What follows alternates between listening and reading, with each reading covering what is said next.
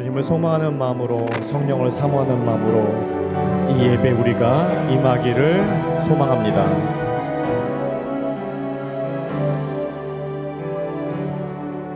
오늘 이곳에 계신 성령님, 우리에게 말씀하시고 우리 가르치소서. 같이 우리 마음 열어주시고 주의 빛으로 밝혀 우리 인도하소서. 한 번 더 고백합니다. 오늘 이 자리에 성령님 계십니다. 하나님 나에게 와서 말씀해 주시고 하나님 나에게 하나님 마음을 채워주시옵소서. 우리 가르치소서. 같이 우리 마음 열어주시고 주의 빛으로 밝혀 우리 인도하소서. 주님보다 앞서지 않고 겸손하게 주님의 말씀 기다리니 주님 손에 우릴 드립니다. 사랑으로 인도하소서.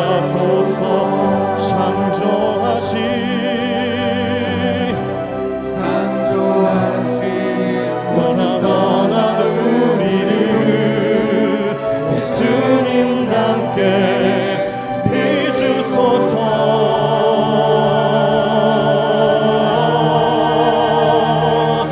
주님보다 앞서지 않고 겸손하게 주님의 말씀 기다리니 주님 손에 우릴 드립니다. 사랑으로 인도하소서. 주님의 손으로 사랑으로 인도하소서. 주의 발로 사랑으로 인도하소서. 아멘. 일주일도 살아내느라고 너무 고생 많으셨습니다. 혹시 내 삶 가운데 어려운 일을 통해서 내가 그리스도의 빛을 잃었다면 오늘 찬양하면서 다시 그리스도의 빛이 밝혀지기를 소망합니다. 우리 찬양으로 우리 하나님께 올려드리도록 하겠습니다.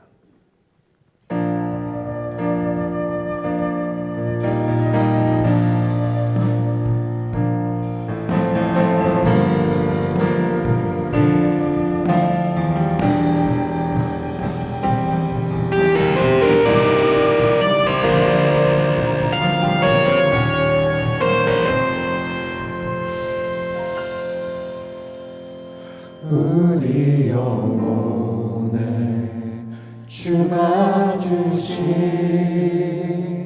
꺼지지 않는 빛이 있네.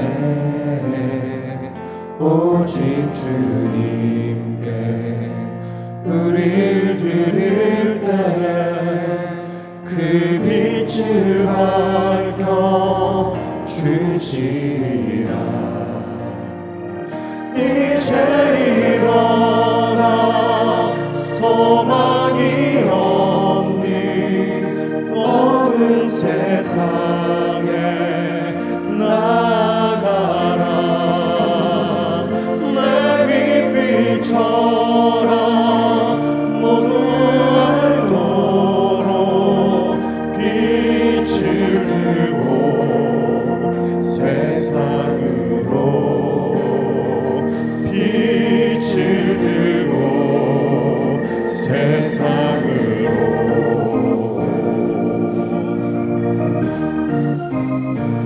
우리 마음속에 밝게 빛나는 주를 향한 사랑 빛이 있네.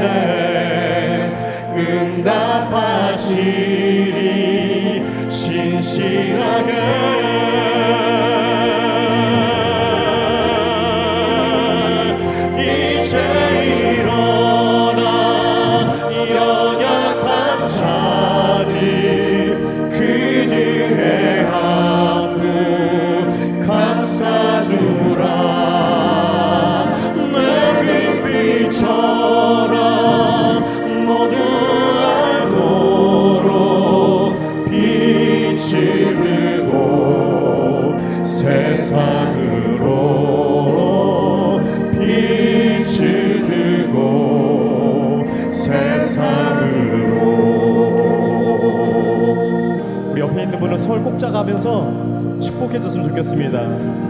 부부끼리는 손을 좀 잡아주세요. 우리 세상의 빛, 우리 세상의 빛, 밝게 비춰라. 우리 세상의 빛, 모두가 주를 알도록. 우리 세상의 빛, 밝게 비춰라. 주의 오실 길 예비하라. 우리 축복하는 마음으로 우리 세상의 빛, 우리 자녀들의 마음을 향하여 밝게 비춰라. 내 아들과 딸이, 나의 손녀와 손자가 모두가 주를 알도록. 우리 세상의 빛, 밝게 비춰라. 주의 오실 길 예비하라. 우리 세상의 빛, 밝게 비춰라. 우리 세상의 빛, 우리 모두 교회가 주를 알도록. 우리 세상의 빛,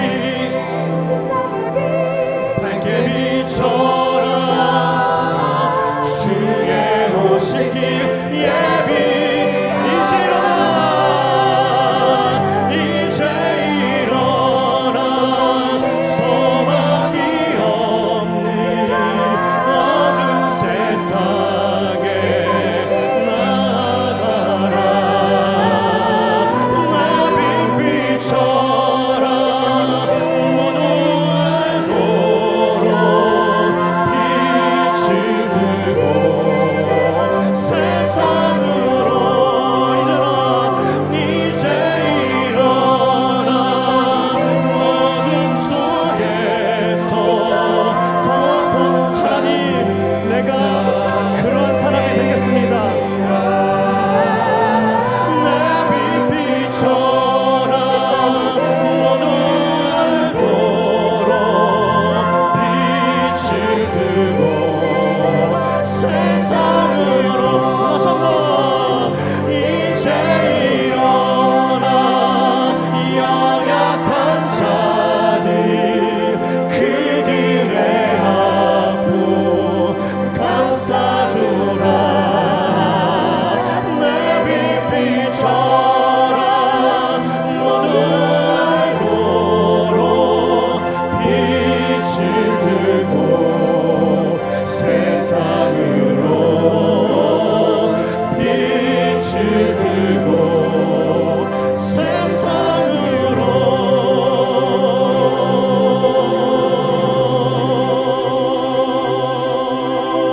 아멘. 우리 주위에 분명히 연약한 자들이 있을 것입니다. 그분들을 주님의 마음으로 다가가는 우리가 됐으면 좋겠습니다.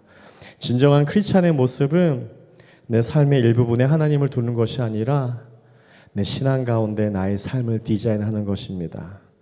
다윗이 사울의 공격을 피해서 습하고 어두운 동굴 속에서 하나님, 내 마음이 하나님께 확정되어 있고 내가 하나님을 노래하고 찬양할 수 있는 것은 그 마음 가운데 상황을 넘어서 하나님을 더 크기 때문입니다. 우리가 오늘도 찬양할 때에 하나님, 내 상황을 넘어서 내 마음이 하나님께 확정되고 내가 주님을 노래하고 찬양하는 이 예배가 되도록 하나님, 내 마음을 붙들어 주시옵소서. 기도한 마음으로 찬양 올리도록 하겠습니다.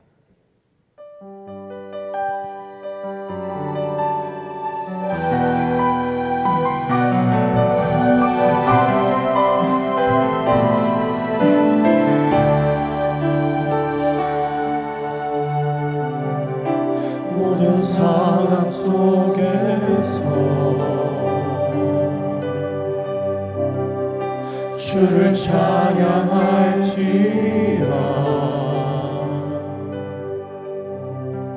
주는 너의 큰 상급 큰 도움이시라.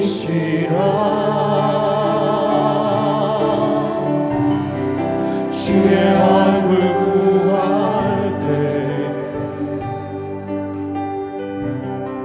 주의 영을 부으사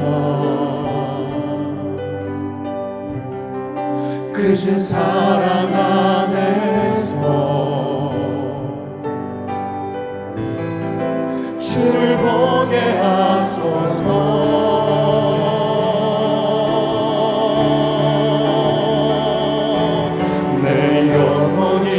확정되고 확정되어 싸우니 믿음의 눈 들어 주를 바라봅니다. 내 영혼이 확정되고 확정되어 싸우니 믿음의 눈 들어 주를 바라봅니다. 모든 상황 속에서 모든 상황 속에서 하나님 내가 어떤 상황이 있을지라도 주를 찬양할지라.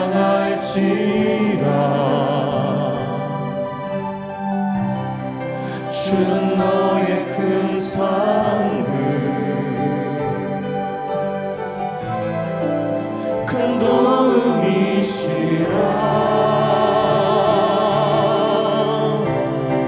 주의 영을 구할 때 주님의 영을 주의 영을 부으사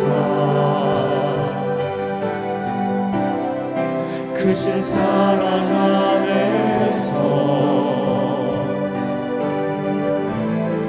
주를 보게 하소서.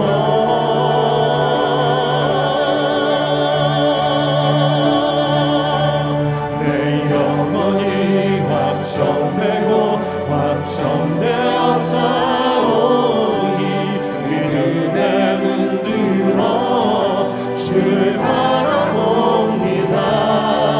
내 영혼이 확정되고 확정되어 싸우니 믿음의 눈 들어 주를 바라봅니다. 주를 찬양할 때 주의 나라 이미했네. 그의 영원한 나라 주 보게 하소서.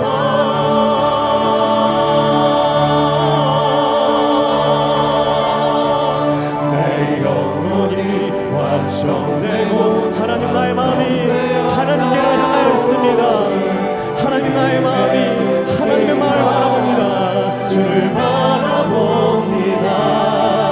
내 영혼이 확정되고 확정되어 싸우니 믿음의 눈 들어 주를 바라봅니다.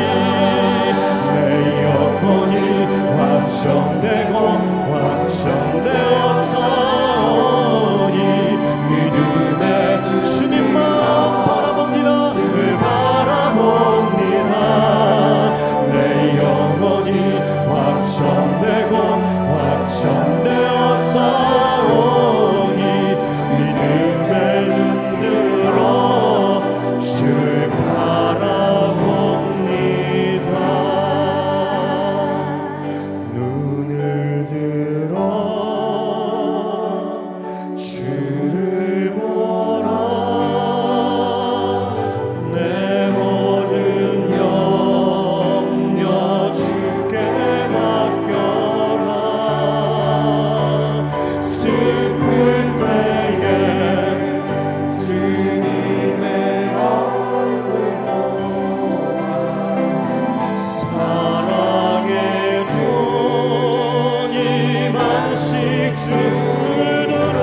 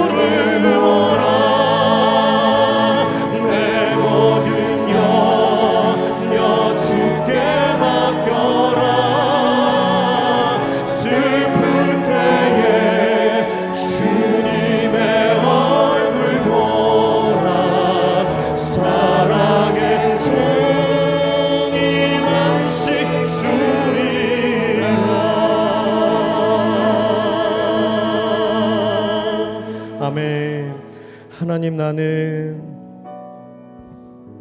답답함도 있고 하나님 나는 또 슬플 때도 있습니다. 하나님 내가 힘이 없을 때도 있고 하나님 내가 지금 연약함 때문에 힘들 상황에 있을지라도 내가 주님 바라볼 때에 나의 능력을 허락해 주시는 그 하나님을 신뢰하는 내가 되겠습니다. 아버지 하나님, 그 다윗의 모습처럼 내 마음이 주님의 마음을 확정되고 믿음 눈을 바라보며 아버지 하나님, 나의 마음 가운데 하나님 나라가 이미 임한 것을 선포하며 아버지 하나님, 내가 평안한 가운데 하나님 예배 가운데 걷겠습니다 하는 마음으로 우리가 기도했으면 좋겠습니다. 우리 자녀들이 또 우리 어린이들이 아버지 하나님 이 믿음 따라서 그 신앙 잘 지켜나갈 수 있도록 기도했으면 좋겠습니다. 기도하겠습니다. 하나님, 사랑과 은혜가 풍성한 하나님, 오늘 거룩한 주일 하나님의 백성들 주의 성전에 모여 함께 예배드리게 하심 감사합니다. 하나님, 우리 세움교회를 이 땅에 세워주시고 주의 자녀로 살아가고자 하는 성도님들 우리 교회로 모이게 하시니 참으로 감사합니다. 저희 모든 성도님들이 공동체 안에 속하게 하시고 하나님을 인격적으로 만나게 하시옵소서. 기도 없이 살아갈 수 없는 늘 한계와 부딪히고 연약함에 몸부림치는 인생을 살고 있음에도 기도하지 않고 버틸 때가 참으로 많습니다. 삶에 집중하지 않고 안일하게 시간과 기회를 허비할 때도 많습니다. 기도와 사랑이 필요한 곳에 무관심으로 혹은 걱정만 할 때도 많습니다. 아무것도 염려하지 말고 오직 모든 일에 기도와 간구로 감사함으로 구하라라는 말씀을 믿고 저희가 기도를 쉬거나 포기하지 않는 신앙이 될 수 있도록 주님 도와주시옵소서. 기도를 형식적으로 하지 않고 주님께 나의 심정을 토로하게 하시고 하나님께서 어떻게 응답하시고 내 삶에 역사하실지 기대하는 신앙인 되게 하여 주시옵소서. 기도가 호흡이 되어 크리스찬의 생명이 되게 하시고 하나님이 각 개인을 부르시며 응답하는 크리스찬 되게 하여 주시옵소서. 기도를 통하여 저희가 각자의 십자가를 넉넉히 질 수 있는 용기를 주시고 주의 위대한 능력이 우리의 삶에 나타나게 도와주시옵소서. 저희가 기도를 통하여 성령 충만을 받아 하나님의 일하심을 체험하게 하시옵소서. 하나님, 또한 저희 세움교회의 모든 가정이 하나님 중심의 가정으로 세워가게 하시옵소서. 어린 자녀 세대가 주의 자녀로 살아가게 하셔서 어떤 상황 속에서도 신실하게 지키시는 주님의 손길을 기대하게 하시고 경험하게 하시고 부모 세대가 하나님이 주시는 담대함으로 두려움 없이 이 세상을 살아갈 수 있도록 용기를 주시옵소서. 우리의 가정이 세상의 가치가 아닌 하나님 중심의 가정으로 세워지게 하시고 말씀과 기도로 더욱 단단히 서게 하시옵소서. 우리가 함께 모여 기도할 때마다 성령께서 역사하셔서 우리 가정과 교회가 작은 하나님 나라를 이 땅에서 이루어가게 하시옵소서. 하나님, 오늘 예배 가운데 임재하셔서 말씀 중에 소망을 얻고 또 한 주를 살아내는 힘을 허락하여 주시옵소서. 모든 예배를 흠양하여 주실 줄 믿사오며 이 모든 말씀을 예수님의 이름으로 기도드렸습니다. 제18장. 이 일 후에 다른 천사가 하늘에서 내려오는 것을 보니 큰 권세를 가졌는데 그의 영광으로 땅이 환하여지더라. 힘찬 음성으로 외쳐 이르되 무너졌도다 무너졌도다 큰 성 바벨론이여, 귀신의 처소와 각종 더러운 영이 모이는 곳과 각종 더럽고 가증한 새들이 모이는 곳이 되었도다.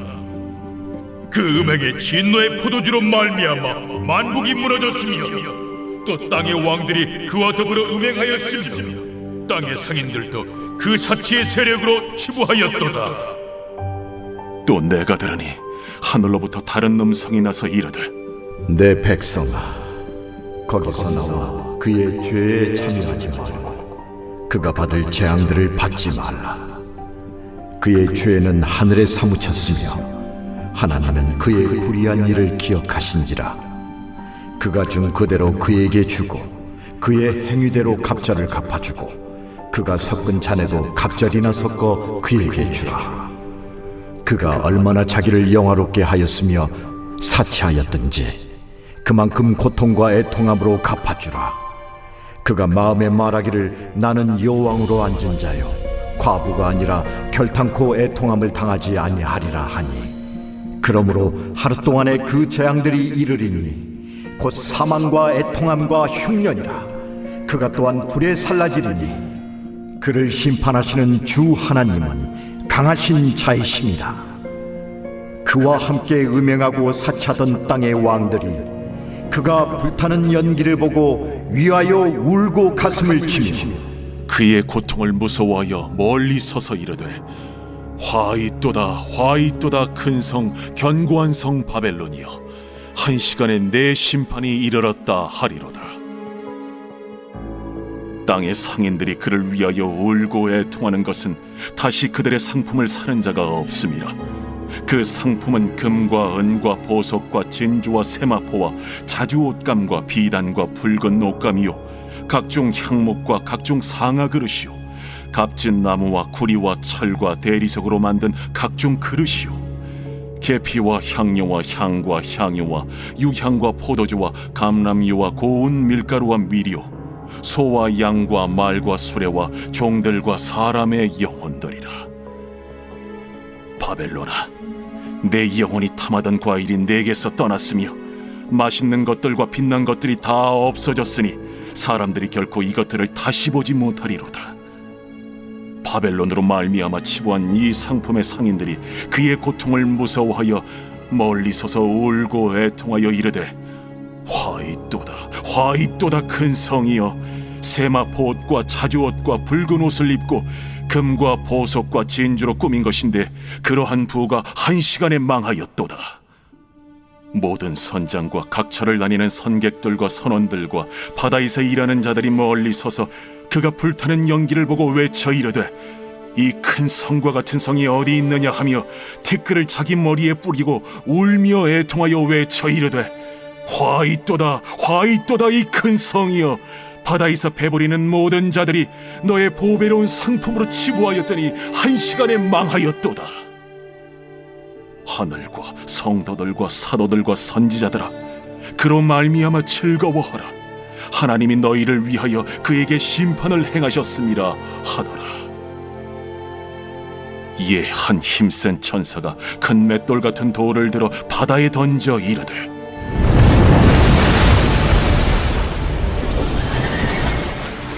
큰 성 바벨론이 이같이 비참하게 던져져 결코 다시 보이지 아니하리로다. 또 검은 고 타는 자와 풍류하는 자와 퉁소 부는 자와 나팔 부는 자들의 소리가 결코 다시 내 안에서 들리지 아니하고 어떠한 세공업자든지 결코 다시 내 안에서 보이지 아니하고 또 맷돌 소리가 결코 다시 내 안에서 들리지 아니하고 등불빛이 결코 다시 내 안에서 비치지 아니하고 신랑과 신부의 음성이 결코 다시 내 안에서 들리지 아니하리로다. 너의 상인들은 땅의 왕족들이라. 내 복술로 말미암아 만국이 미혹되었도다. 선지자들과 성도들과 및 땅 위에서 죽임을 당한 모든 자의 피가 그 성 중에서 발견되었느니라.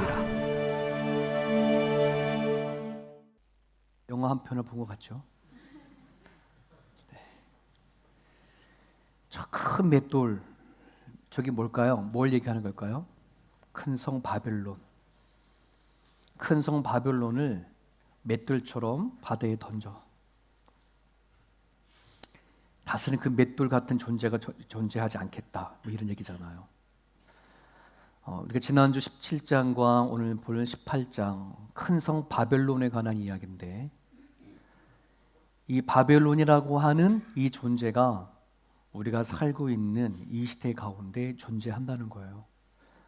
하나님의 역사, 하나님의 일하심도 존재를 하지만 눈에 보이지 아니하는 바벨론이라고 하는 이 큰 힘, 이것이 존재를 해서 수많은 세상의 사람들을 미혹시켜 취하게 만들어 옳고 그름을 분별하지 못하게 만드는, 하나님은 그거를 반드시 심판하겠다는 말이에요. 우리는 그래서 이런 말씀 앞에 정말 정신이 번쩍 들어야 돼. 우리는 그냥 이 세상 살다가 끝나서 그냥 죽으면 그만이지 할지 모르겠지만 아닙니다.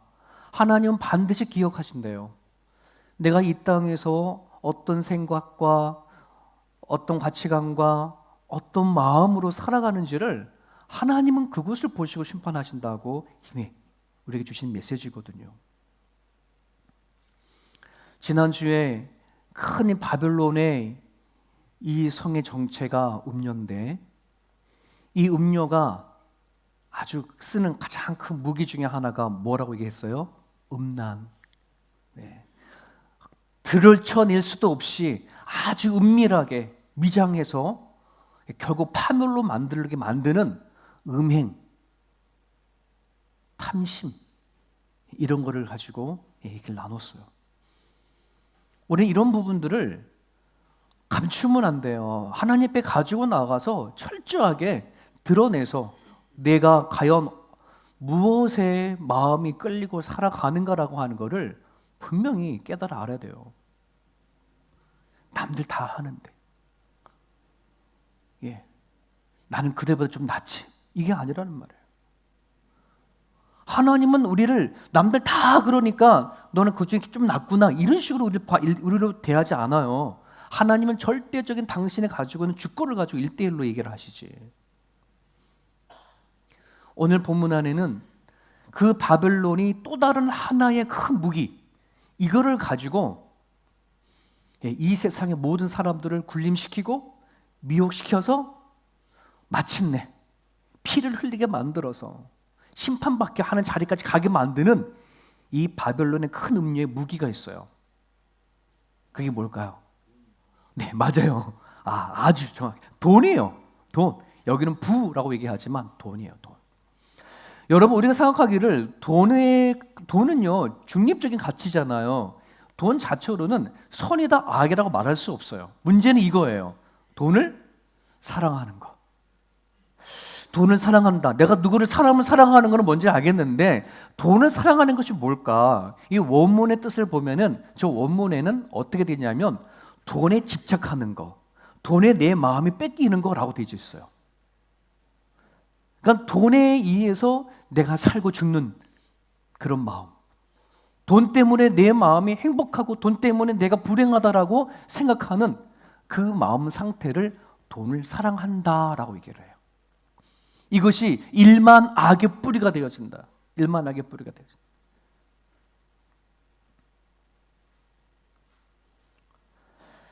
여러분, 그런 부분들 안에서 오늘 과연 나는 내 마음속에 대한 돈에 대한 이 개념, 선도 악도 아니지만 과연 내가 돈에 대해서 어떤 개념을 갖고 살아가는가, 이걸 확인해 봤으면 좋겠습니다. 여러분, 사도 요한이 활동하던 시대는 로마 제국 시대예요. 로마 제국 시대라고 한다면 세상에 있는 모든 나라들을 다 그냥 집어삼킨 어마어마한 나라예요. 지금은 미국이 전 세계를 좌지우지한다고 하지만 미국의 세력보다 더 그 당시에 로마의 세력은 더 파워풀합니다. 모든 나라와 전쟁에서 싸워서 빼앗은 전리품들이 다 로마로 모여들거든요. 그러니 없는 것이 없어요. 아까 이 로마에서 사고 파는 상품 얘기를 쫙 하잖아요. 금과 은과 향품과 모든 옷까지 쫙 얘기를 하잖아요. 네. 그러니까 모든 나라들은 다 로마로 통하는 거야. 로마로 가면 다 있어. 그러니까 그 시대에 내가 로마에서 산다고 한다는 것은 자부심이었고, 그리고 그 시대에 로마에서 내가 먹고 살 정도가 되어진다면 세상 사람들이 다 부러워할 정도로의 그런 위치에 있다는 거예요. 그런데 오늘 하나님은 아직 일어나지 않은, 이제 사도 요한에게 아직 일어나지 않은 이야기를 들려주시는 거예요. 현실은 하나도 안 변했어. 하지만 하나님께서 사도 요한에게 그 당시에 세상 사람들이 부러워하는 세 종류의 사람이 있거든요. 왕, 귀족들, 그리고 물건을 사고 파는 상인들, 그리고 배, 물건을 이 나라 저 나라에다 배를 실려서 갔다가 사고 팔고 하는 그 배의 주인, 선주들. 이 사람들은 로마와 결탁하지 아니하면 살아남을 수 없고, 로마의 세력에 의해서 가장 많은 기득권, 이익, 혜택을 누리고 있던 사람들이거든요. 근데 오늘 하나님은 사도 요한에게 이들의 애가를 들려줘요. 땅을 치고 슬피 울며 이를 갈며 죄를 뿌리면서 펑펑 우는, 야, 내가 그렇게 의지하고 바랬던 성 바벨론이 무너졌구나 라고 통곡하고 우는 장면을 사도 요한에게 보여주고 있단 말이에요.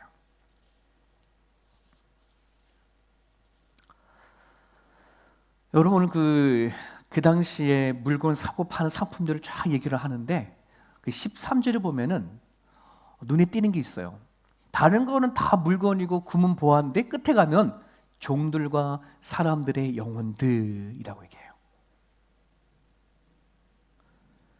물건뿐만 아니라 사람도 돈이면 주고 팔 수 있는 그런 시대인 거야.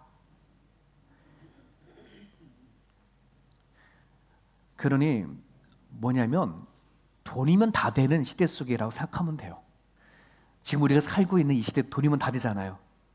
꿈보다는 돈이요, 실력보다는 돈이요, 양심보다는 돈이요, 생명보다는 돈이다. 그 시대를 우리 살아가잖아요. 그렇지 않습니까? 네?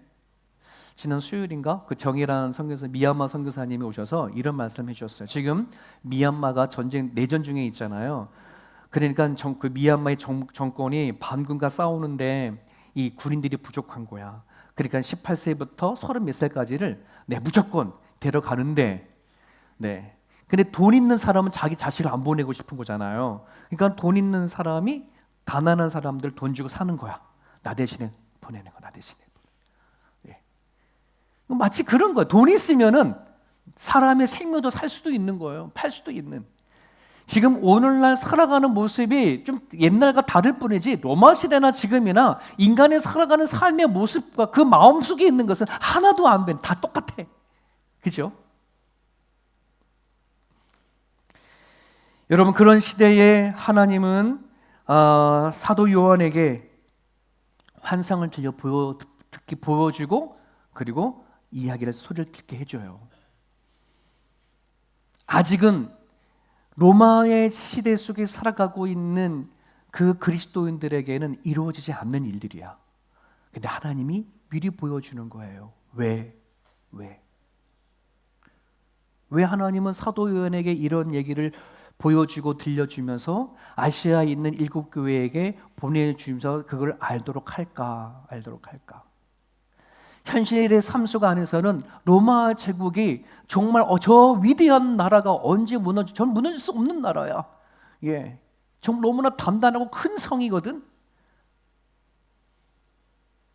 근데 그리스도인들에게는 예수를 믿고 살아간다는 건 그 현실성이 너무나 어려운 거잖아요. 먹고 살려고 그러면 그 나라의 정부의 시스템에 결탁하고 살아가야 되는데, 그러려면 황제한테 우상한테 절하고 살아가야 되는데 그럴 수가 없잖아, 믿는 크리스찬들이. 그러니 살아간 삶의 모습이 어때요? 처참하죠, 비참하죠. 핍박과 박해를 당하는 것뿐만 아니라 자기 목숨도 내려놓아야 하는 그 상황 속에 살고 있으니 얼마나 힘들겠어.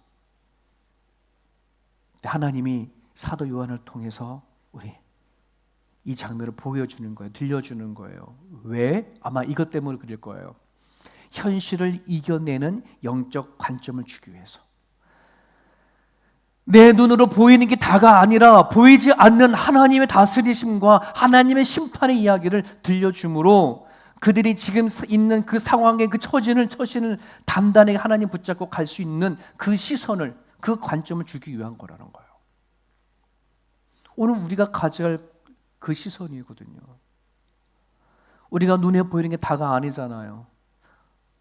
과연 나에게는 하나님이 보여주시고 알려주시는 세상을 바라보는 관점이 나한테 있을까? 하나님의 세상을 바라보는 시선이 나 또한 가지고 있는가? 이거 너무 중요한 부분들이거든. 왜? 이것이 있느냐 없느냐 따라서 내가 이 세상을 살아가는 삶의 처신이 반드시 달라지기 때문에 그렇죠. 여러분, 구약에 보면은 아주 대표적인 사람, 영적인 관점을 가지고 전혀 삶 속에 흔들리지 아니하는 대표적인 사람이 한 사람 나와요. 다니엘이라고. 기억하시죠? 바벨론 포로 생활 속 안에서도 다니엘은 수상의 자리까지 올라갈 정도로의 인정을 받았어. 하지만 이 포로로 끌려온 유대인이 쥐가 뭔데 그 자리까지 올라가? 주변에 얼마나 많은 이렇게 유혹하는 사람이 있고 시기와 질투가 있을 거예요. 그러니 뭐예요? 내 하나님께 기도하는 다니엘을 고자질하고 막 이렇게 했잖아요. 그럼에도 불구하고 다니엘은 흔들리지 않아. 그래, 죽이면 죽여라. 불속에 던지면 던져라. 그 하나님에 대한 신념과 관점이 바벨론이 무너지고 새로운 페르시아 제국이 등장했음에도 불구하고 바벨론은 여전히 변함없이 그 자리를 지키고 있는 것을 보게 되죠. 멋진 거예요, 정말. 여러분, 시대가 어떠하든 우리 안에 하나님이 이 세상을 바라보는 그 시점과 관점을 내가 가지고 있는가?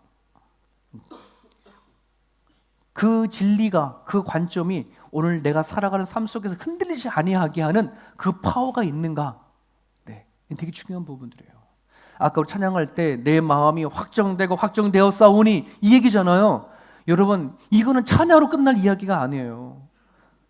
내 마음이 확정되어졌다는 것은 이제 내가 삶의 환경이 어떻게 되어졌든 나는 이제 흔들리지 아니할 각오가 되어져 있어요, 이런 얘기거든요.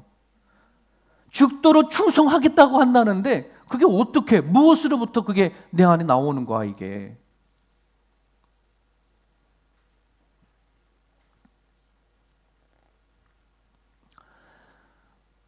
책 한 권 소개할게요. 모건 하우젤이라고 하는 사람이 쓴 책인데요. 불변의 법칙이라고 그 안에 번치 않는 법칙들을 쫙 몇 가지 해놨는데 그 책에 보면은 이런 타이틀이 있어요.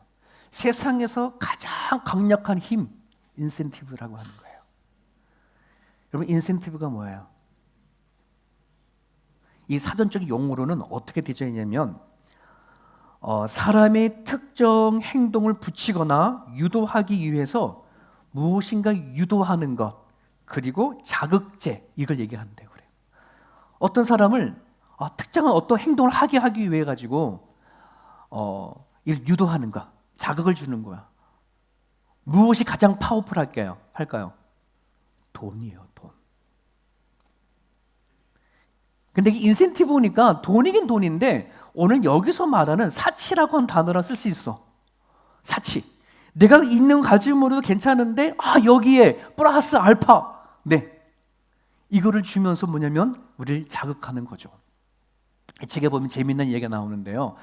어떤 거냐면 사람들에게 이렇게 질문했다고 그럽니다. 만일 이 세상에 정신 나간 사람이 얼마나 될까? 사람들에게 물어보는 거예요. 여러분들 여쭤볼게요. 호주에는 정신 나간 사람이 한 얼마나 될까요? 네? 몇 프로 될 것 같아요? 라고 물어보면은 한 3, 4%가 정신 나간 사람이라고 그렇게 생각을 한다는 거죠. 그럼 다시 물어보는 거예요. 다시 어떻게 물어보냐면 특정한 상황에서 인센티브가 맞아떨어진다면 얼마나 많은 사람이 기꺼이 정신 나간 행동을 할까? 어떤 사람에게 뭘 얼마나 인센티브를 주면 이 사람이 그것 때문에 내가 미친 짓이라도 정신 나간 짓이라도 할 수 있을까라고 질문하면 얼마나 할 수 있을 것 같아요? 70%? 네, 여기서는 50% 이상으로 되어 있어요. 50% 이상이 내가 적당한 인센티브를 내가 준다 그러면 그까짓 거 정신 나간 짓 한번 할 수 있다는 거예요. 한국에서 이 재미있는 그 설문조사를 했어요. 대학 고등학생들을 대상으로 경향신문에 난 이야기인데요. 고등학생 대상으로 이렇게 질문을 했어요. 만약에 10억이 생긴다면 죄를 짓고 1년 동안 감옥에 들어가도 괜찮다라고 생각하면 yes, 아니면 no라고 체크한 거예요. 10억을 주면 그래, 내가 1년 동안 감옥에 가 있지 내가 내 인생에 빨간 줄 하나 지고 그냥 내가 10억을 얻을 수 있다면 나는 기꺼이 감옥 갔다 오겠어, 1년 동안. 여러분들에게 물어봅니다. 여쭤봅니다. 여러분들 할까요, 말까요? 그까지 10억이면 갈만하지. 1년 동안에 1억도 불기 어려운 세상인데 10억인데 그까지가 빨간 줄 하나 내 인생에 기록한다는 거. 근데 문제는 죄를 짓고 해요. 그러니 내가 뭔가 윤리적인 거 상관없이, 성경적인 것 가치관과 상관없이 나에게 이런 인센티브가 생긴다면 나는 기꺼이 갈 수 있겠다라고 대답하는 고등학생이 44% 높죠. 나는 그래도 생각보다 덜 나왔다 싶은 거예요. 제가 이 말씀을 묵상하면서 와, 하나님이 나한테 100억을 딱 주면서 야, 내 100억 줄 테니까 이제 세운기 그만해라. 그러면 제가 그만둘까요 말까요? 네? 그만둬요. 네, 그만두죠. 100억 준다는데 그만두죠. 그래서 안 주시는 거예요, 하나님이 저한테. 그만두실까 봐. 얼마나 그게 감사한 건지. 여러분, 왜? 우리는 기억하십시오. 이 말씀 같이 읽어볼까요? 시작. 우리는 우리 안에 내재되어 있는 너무 가소평가합니다. 나는 그러지 않을 거야 라고 할 줄 모르지만 일이 안 생겨서 그러는 거예요. 막상 그런 인센티브가 내한테 다가오고 한다 그러면은 그 눈 하는 건 찔끔 감고 손만 뻗으면 얻을 수 있는 그 인센티브를 안 잡을 수 있는 사람들이 몇이나 되실까?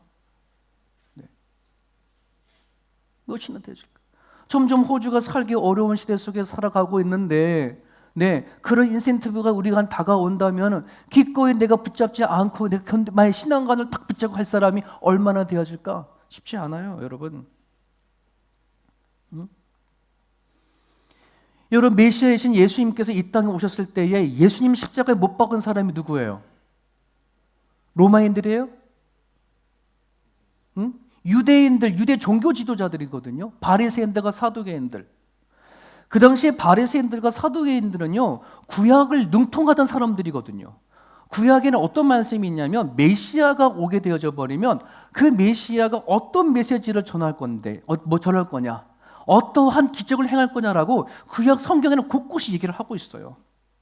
예수님께서 이 땅에 오셔서 정말이에요, 그 사람이 행할 수 없는 놀라운 진리의 메시지를 전하고 보지 못한 사람 보게 하시고 걷지 못한 사람 걷게 하시고 죽은 자를 살리신 사역을 그렇게 했음에도 불구하고 이들에게는 그럼 그 정도면 얼마냐? 메시아인 예수를 알아볼 것 하거든요. 성경 안에는 그들이 예수를 정말 하나님의 아들로 알지 못해서 그들을 십자가에 못 박았다라고 할지 모르지만 제가 생각했었을 때에는 여러분, 아니요. 그들은 충분히 그 예수님께서 행하신 말씀과 기적 앞에 메시아인 줄 알았을 거예요. 하지만 왜 그럼에도 불구하고 못 박았느냐, 이 부분이에요. 요한복음 11장 18절에 보면 만일 저를 이대로 두면, 바리새인과 사두개인 종교 지도자들이 하는 거예요. 모든 사람이 그를 믿을 것이요, 그리고 로마 사람들이 와서 우리 땅과 우리 민족을 빼앗으리라. 말이 우리 땅과 우리 민족이지, 여러분, 이거는 유대인들, 즉 종교 지도자들이 가지고 있는 특권, 기득권, 권력, 이것을 빼앗길까 봐 두려운 거예요. 말 표현을 저기 하는 것 뿐이지만 우리 땅과 민족을 빼앗기리라? 아니, 자기가 가지고 있는 기득권을 빼앗길까 봐에 대한 두려움이에요. 하나님을 믿는 믿음, 하나님 말씀을 붙잡으려고 하는 것보다 내 안에 탐욕을, 인센티브를 얻고자 원하는 이 욕구가 정말 크거든요, 우리들에게는. 사단이 이걸 얼마나 잘 아는데요.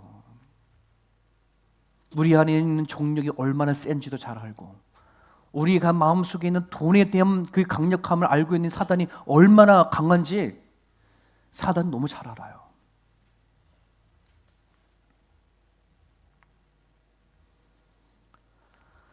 말씀을 준비해서 어제 새벽 예배 때 기도하는데 하나님이 이 그림을 보여주시는 거예요.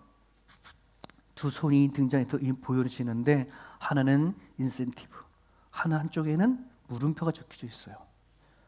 하나님, 저게 뭘까요? 저게 뭘까요? 마음으로 하나님 들려주신 메시지가 있어요. 수많은 사람들에게는 세상이 주는 인센티브를 붙잡고 산다. 이게 너무나 강력하니까. 하지만 이 세상에 붙잡아주는 인센티브를 내가 놓으려면 반대쪽에 이 인센티브를 내가 갖고 있어야 이걸 놓을 수 있는데, 이게 너한테 있느냐 이 말이에요. 우리는 세상에서의 인센티브를 잡을 힘도 이거 가지려고 하고 하나님부터 주어지는 인센티브도 있는데 이게 잡으려고 하는데 두 개를 다 붙잡지 못해. 하나를 놔야 돼. 과연 그게 있느냐 말입니다. 이것이 없으면 우린 정말 하나님을 믿고 살아가는데 하나님 죽도록 충성할 수 없고요. 하나님을 바라보고 내 남은 인생을 던질 수가 없어요. 오늘 하나님이 주신 인센티브가 여러분 가운데 있기를 축복합니다. 과연 그게 뭘까? 마태복음 19장 29절입니다. 같이 읽습니다. 또 내 이름을 위하여 집이나 형제나 자매나 부모나 자식이나 전토를 벌인 자마다 여러 배를 받고 또 영생을 상속하리라. 아주 이단들이 악하게 쓰는 성경 구절이에요. 봐라, 마태복음 19장 29절에 내 이름 하나님을 위하여 집이나 형제나 자매나 부모나 자식 전토를 다 벌이면 더 준다 하지 않냐? 막 이런 식으로. 네. 근데 정말 성경을 앞뒤를 분별하지 못하면 저렇게 이단에 사용하는 수 있는 메시지가 되거든요. 여러분 부자 청년 이야기 아시죠? 부자 청년이 예수님께 와서 어찌하여 내가 영생을 얻으나이까? 라고 했더니 하나님이 예수님 그러는 거예요. 네가 가지고 있는 모든 재산을 가난한 사람 다 주고 와라 했어요. 근데 거기에 무너졌어요. 그리고 돌아가서는 오지 않았어요. 그 이야기를 한 다음에 베드로가 예수님께 물어봐요. 예수님, 우리는 배도 다 버리고 주님 쫓았는데 그럼 우리는 뭘 얻을까요? 라고 물어봤어. 그때 예수님 저 얘기를 하는 거예요. 내 이름을 위하여 내 집이나 형제나 자매나 부모나 자식이나 전토를 벌인 자 뭘 주신다? 그 너가 버린 만큼의 배를 채워줄 거고 영생을 상속할 거라고 하는 하나님의 영생에 대한 약속을 하는 거예요. 여러분 저 메시지는 우선순위예요. 우선순위. 영생을 있는데 영원한 삶이 있는데 과연 어떤 거가 먼저냐라고 하는 우선순위에 대한 답을 주시는 것이지 하나님이 다 버리고 쫓아와라 이 얘기가 아니거든. 성경을 너무나 왜곡해버려 앞뒤를 보지 못하면 실수해야 해요. 하나님이 우리에게 주시는 인센티브가 있어요. 그건 뭐냐면 약속이에요. 약속. 성경을 창세기부터 쫙 읽어보면은요, 성령 하나님이 우리들에게 깨닫게 해주세요. 내가 예수님을 붙잡는 것에, 내가 하나님을 찾고 구하는 것에 주께서 주시고자 하신 약속들이 얼마나 큰지. 하나님이 우리를 부르셨을 때 부르심에 대한 약속이 있고요. 그 부르심에 따라 순종하는 약속들이 성경에는 가득한데, 과연 그것이 나한테는 얼마나 가치가 있고 얼마나 좋은지를 이게 나한테 경험이 돼야 돼. 그러지 아니하면 세상의 인센티브를 놓칠 수가 없어요. 아버지, 나 지금 내 자식도 키워내야 되고 나는 열심히 나름 노력했는데 내가 노후 대책할 만한 돈도 마련한 것도 없고 우리 현실만 바라보면은 자꾸만 낙심하게 되고 없는 것만 보고 살아가는데 하나님은 뭐라 그래요? 약속하잖아요. 염려하지 말라고 하잖아요. 걱정하지 말라고 하잖아요. 그죠? 아까 찬양도 우리 그런 찬양했잖아요. 근데 우린 찬양만 할 뿐 내 안에 하나님의 약속이 내 마음 가운데 확 들어와 있어서 과연 우리는 하나님을 얼마나 변치 않고 붙잡을 수 있느냐고 한다는 거예요. 하나님의 약속에 대한 인센티브가 있어요. 또 하나는요, 우리 출애굽기 35장 15절 같이 읽습니다. 모세가 여호와께 아뢰되 주께서 친히 가지 아니하시려거든 우리를 이곳에서 올려 보내지 마옵소서. 저 이 얘기는 어떻게 하는 거냐면요, 모세가 시내산에 올라가서 10계명을 받고 내려왔는데 그 전에 밑에 무슨 일이 일어나요? 금송아지 사건이 막 일어나잖아요. 하나님 너무나 속상하고 화가 나니까 거기에 가담했던 모든 사람들을 완전히 불러 쓸어버려 버리세요. 그러고 나서는 하나님 모세에게, 모세야, 너 얘네들 데리고 이스라엘 데리고 내가 말했던 가나안 땅으로 가라. 나는 안 가겠어. 이렇게 얘기를 하는 거야. 내가 명령한 땅을 너 모세 데리고 가. 하지만 난 안 갈 거야. 모세가 물어봐. 왜 같이 안 갑니까? 내가 너네들이랑 같이 가면은 내가 너무 화가 나가지고서는 너네들 완악함 때문에 다 죽일 것 같아. 그러니 너네들을 살려면 내가 안 가는 게 나아. 이렇게 얘기했단 말이에요. 그랬더니 모세가 뭐라 그러냐면 저말한 거예요. 주께서 친히 가지 아니하면 우리가 그곳에 가서 무슨 소양이 있겠느냐 이 말입니다. 이게 모세의 신앙이에요.